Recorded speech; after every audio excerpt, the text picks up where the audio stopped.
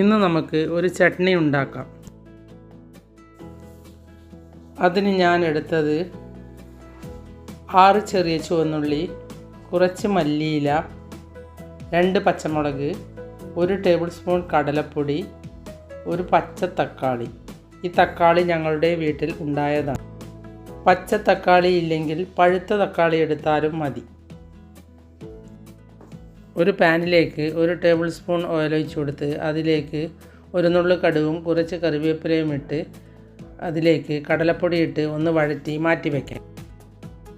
ബാക്കിയുള്ള ചേരുവ മിക്സിയുടെ ജാറിലിട്ട് നല്ലതുപോലെ അരച്ചെടുക്കാം. 2 ടേബിൾ സ്പൂൺ തേങ്ങയും ആവശ്യത്തിനുള്ള ഉപ്പും 2 ടേബിൾ സ്പൂൺ വെള്ളവും ഒഴിച്ചാണ് അരച്ചെടുക്കുക.